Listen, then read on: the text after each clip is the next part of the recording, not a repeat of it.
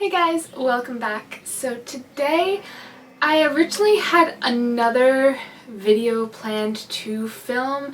I was going to talk about bookshelves and bookshelf organization. Anyways, I went on a reading binge and I ended up reading 5 books in 2 days and planning out none of my videos.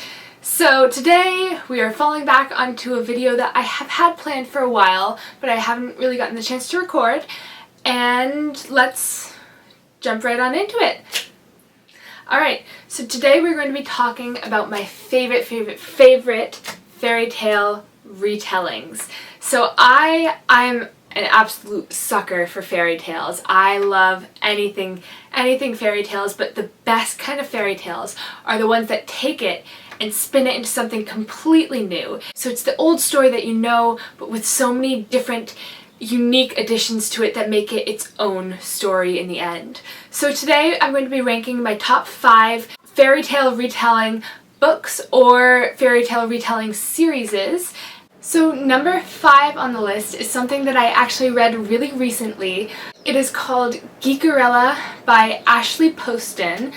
I believe it's a pretty new release. This was really different from most of my fantasy fairy tale retelling books because it was a realistic fiction, which I don't tend to gravitate towards when I am in the mood for a fairy tale, but I ended up really liking it.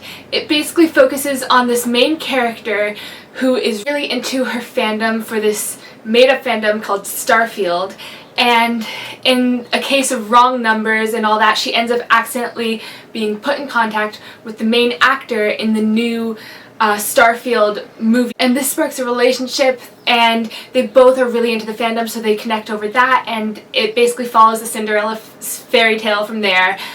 I really liked this. For one, I am really into a lot of my fandoms. Harry Potter, Percy Jackson, Aragon, you name it. I love fandoms, and I feel like they really captured the essence of really loving something with all your heart and soul and putting so much of your energy and your identity into it. I also felt like they really incorporated some of the more fantastical elements of the Cinderella fairy tale really well into this realistic fiction book.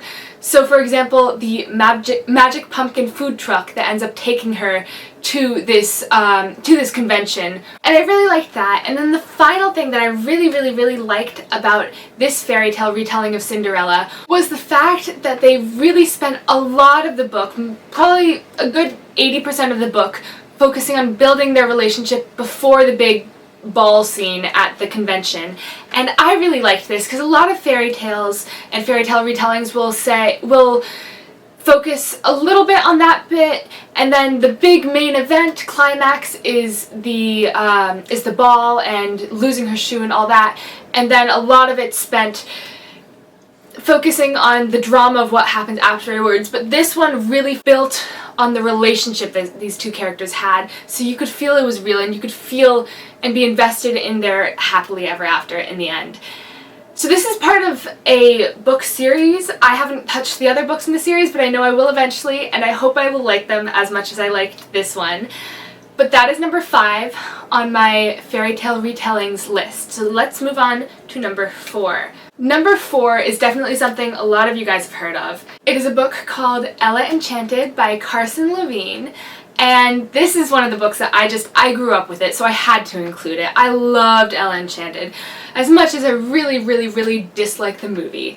The movie's okay. I'm just not a huge fan of it. I felt like they deviated far too much from the book, and they made it really cheesy, whereas the real Enchanted is actually, it's deep and it handles complex emotions like grief and despair and not having control of over your life. And the best thing about this book is that it really throws you into those emotions, and it knows how to describe those emotions too, because when you are reading this book, you really feel like you are feeling the emotions alongside Ella, the main character. And that is really the best thing about Enchanted that I love, and that they didn't really capture in the movie, but I loved it about the book, and that's what really gets you into the book and into the storyline. Because in the end, it is just another Cinderella retelling, but it becomes so interesting because the characters are new and inviting and have these personalities to them that you love. And so that is what I loved about Enchanted. For those of you guys who don't know what Enchanted is, it basically focuses around a girl who at birth was given a gift by a fairy to always be obedient. And the fairy thought this would make her happy, and the fairy was really, really into this gift. Lucinda is a whole nother story. That is a video for another day. But Ella ends up growing up her entire life having to obey any command that someone gives her, and she finds ways around it, ways to tweak the commands or get around them in some way, but it really focuses on her story growing up and trying to find her Prince Charming while still having this evil stepmother and two stepsisters and horrible father, and having to deal with this curse, because it's not a gift that this fairy gave her, it's a curse, having to obey everyone all the time. So that is Ella Enchanted. Number 4 on the list. If you haven't read it, it is a classic. You are never too old to read classics. So number 3 on the list isn't actually a singular book, it is a series, the Lunar Chronicles by Marissa Meyer. And these are so good. They basically, the first book is called Cinder. As you can imagine, it focuses on Cinderella. The second book is a Red Riding Hood book called Scarlet. The third one is Rapunzel-esque called Cress. And the fourth one is based on Snow White called Winter. But what I love about these is that unlike the first one that I mentioned, Geekerella, which is realistic fiction, and then Ella Enchanted is fantasy, these are dystopic. And I am not usually a huge dystopic person. I like my happy worlds. But this dystopic world was so good. And I loved how they weaved in the different stories, and even though each book was its own story and fairy tale in itself, they had the overarching war and the overarching threat that kept you reading and caring about these issues that weren't in the forefront of the specific book that you were reading. And it was so good. I'm in love with Cress and Thorn together. They are adorable. And I really liked this book. I also loved how, unlike most fantasy books I have read, this book handles the concept of war so well. It doesn't say there's one final battle and then the war is over. There's 4 whole, really thick books. Like, they don't seem that thick, but these are Bible pages, guys. These are thin pages. And so they handled war really well in this. They had multiple battles, and they were constant fighting throughout all the books, and it wasn't this one tiny conflict that was over and done in a second. They did it really well, and they got you really invested in it, and I could not put it down. It was a problem. I was in the middle of finals season when I first read these books, and I could barely get any studying done because these books are so good. So please go check them out. The Lunar Chronicles series by Marissa Meyer. The first book is Cinder. So that is series set number 3 of my fairy tale retelling list. So I'm going to put these books away and let's get into book number 2. Alright, so book number 2 is one of my favorites, obviously, because it is book number 2 on this list. It is this book titled Just Ella by Margaret Peterson Haddix, and I haven't read this book in years. I need to reread it one of these days, because I got this as a gift from my parents years ago, and I read it, and it's a quick read, but it is so fun. For those of you guys who have no idea what it is, because I figure it's relatively unknown, I haven't seen much about this book online, but it's another Cinderella retelling. I guess we're focusing a lot on Cinderella retellings in this list. It's a fairy tale that you can do a lot with and add a lot of twists with, but this one talks about what happens after the fairy tale. So it picks up Ella's story after she's already gotten engaged to Prince Charming and all that, and this is when she's going through a bunch of court intrigue and political issues, and she finds out that Prince Charming never actually fell in love with her. He was just told by his advisors to charm and marry the prettiest girl in the room, and that just happened to be Ella. I love this because it completely destroys the entire concept of love or like at first sight. No matter what fairy tale retelling you are reading, most of them will have some sort of attraction at first sight. And in this case, yes, there was attraction at first sight, but he ended up being an airhead and not the right person for Ella. And I also love that, again, Prince Charming wasn't the right person for Ella. There's also the extra twist of the war and the refugee camps that I'm not going to spoil too much, but it definitely makes it feel a lot realer for a fantasy world book that is only, what, 200 pages long? And it made it feel so much more real, and it made Ella's character feel so much more real, and it made you fall in love with Judd's character so much more. So this is just, it's a fun twist because it completely decimates the entire story. It shows you what happens afterwards and how the entire fairy tale was just a facade, just a mirage that ended up pulling the wool over all of our eyes, including Ella's, and it shows us how Ella ends up getting out of that and finding her happily ever after, not at the hands of a fairy godmother, not at the hands of anyone else, but just by herself. So that is this one. I also, side note, I love that she hates the glass slippers because they're so uncomfortable. So definitely check it out. Just Ella by Margaret Peterson Haddix. Link in the description down below. All of the books that I talk about here will be linked in the description down below. Alright. So now we have gotten through the top 5, 4, 3, 2s of my fairy tale retelling book list. So let's get to number 1 on the list. Oh my gosh, this will forever be one of my favorite books. I love this book. This is Melanie Cellier's A Dance of Silver and Shadow.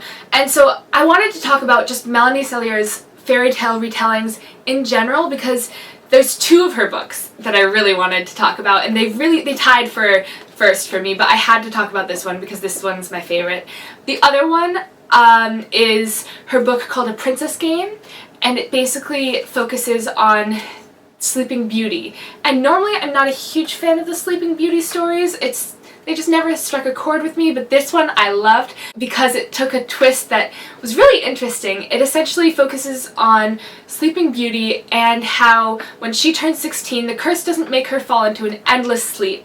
It just makes her trapped inside her own brain. She's one of the smartest girls in the kingdom, and if she shows any hint of intelligence, then the curse will lash back at her. So as a result, she has to create this alias, Aurora, and she becomes the faceless spy master of the whole kingdom, keeping the palace safe. And I love The Princess Game. It's one of my favorites. But it had to come second to A Dance of Silver and Shadow. Now again, this focuses on a fairy tale that I never really got into. It focuses on the 12 dancing princesses. And yes, I watched the Barbie movie when I was younger, but other than that, I never really had much exposure to this fairy tale. But this one took such a fun turn to it. It basically takes the fact that these 12 princesses are going out dancing every night mysteriously, and it turns it into a deadly tournament that 12 princesses are engrossed in, and they have to get out alive every night. And it's so interesting, and the action scenes keep you on the edge of your seat, and you love the characters, and you're really, really invested in them. And oh man, this is a good book. This is definitely one of my favorite books of all times. It's part of a series, the first book in the Beyond the Four Kingdoms series, and I love the other books in the series too. But the best thing about it is that this is the perfect introduction to the series because it gets you invested in the characters that are the main characters of the other books in the series. And it makes you care about the people that you're going to be reading about later if you carry on with it. And this is just such a good book. I love it so much. And that is why it made number 1 on my fairy tale retellings book list. If you liked any of these books, please pick them up. I will have links in the description down below for each book probably. You will enjoy them, I promise. I forced my mom to read this book after I did, and she loved it just as much as I did. So go pick these books up. I hope you guys enjoyed my fairy tale retelling book list. If you haven't heard of some of them, please go check them out. I would love to share some of my ideas with you guys, and if you have read some of them and have different ideas or books that you would rather I put on the list and I didn't, please let me know in the comments down below. I'm always looking for a new fairy tale book to read. I am a sucker for fairy tales. And that is it for today's video. If you liked this video, if you want to see more, please, please, please subscribe Every time you subscribe, YouTube pushes my content to other people, and that just gets my stuff out there more. My goal is to get to 20 subscribers so that I can do the newbie tag and really put myself out there more. So if we get 20 subscribers, you guys will be able to see my newbie tag video, and please, please, let's get there. This is our goal, 20 subscribers. So please, please, please subscribe, share with your friends, whatever you want to do. Check out my other videos. I'll have some linked in the description down below. And that is it for today. I will see you guys on Saturday.